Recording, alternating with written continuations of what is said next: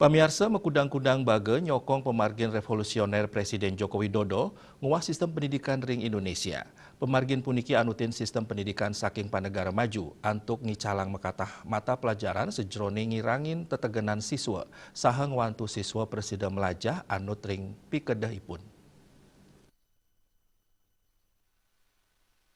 Pemargin revolusioner Presiden Joko Widodo ngelintangin Menteri Pendidikan Nadiem Makarim puniki poli sokongan samian angge minekadi anggota DPD MPR RI Sri Gusti Ngurah Arya Wedakarna.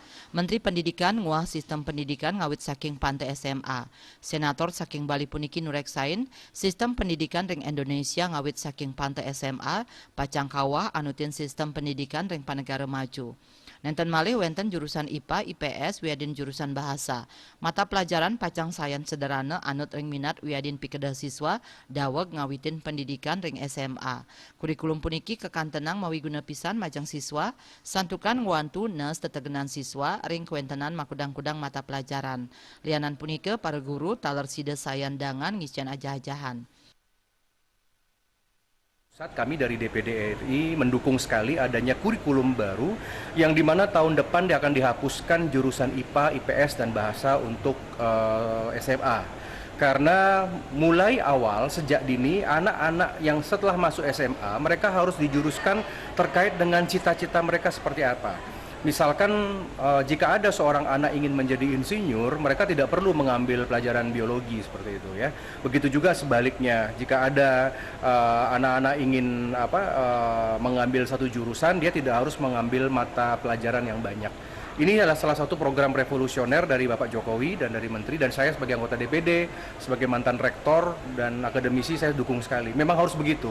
Standarnya standar barat ya yang sudah dipakai sehingga anak-anak tidak stres, anak-anak tidak fokus hanya pada pelajaran yang mungkin di masa depan tidak akan terpakai sama sekali seperti itu. Barat dan Timur ini dalam pengertian standarnya, bukan gaya hidup. Standarnya adalah standar internasional. Jadi seperti kita lihat, kenapa dokter-dokter hebat munculnya dari negara barat, penemuan-penemuan obat, kenapa teknologi itu munculnya juga dari negara seperti Jepang, seperti negara Eropa, kenapa kok di Indonesia agak jarang terjadi, karena ada yang salah sama sistem pendidikan kita. Siswa itu jangan terlalu banyak diberikan mata pelajaran. Siswa itu harus difokuskan kepada apa yang misalkan dia inginkan. Contoh, kalau misalkan seorang anak muda Indonesia ingin menjadi seniman, biarkan mereka mengambil jurusan seniman. Jangan diberikan matematika, jangan diberikan fisika, kimia yang menghabiskan waktu mereka. Kalau mereka misalkan senang dengan kegiatan IPS maupun sosial komunikasi, ya harusnya diberikan acara komunikasi, pelajaran komunikasi, sosial, ya sosiologi. Jangan diberikan pelajaran yang seperti lain. Pasti kita akan coba ini di 2022 trial bagaimana seluruh SMA tidak akan ada yang namanya penjurusan IPA, IPS, dan bahasa. Kita bubarkan. Nanti kurikulumnya akan lebih rendah, akan dalam artian lebih sedikit, dan juga guru-guru akan lebih ringan untuk mengajar.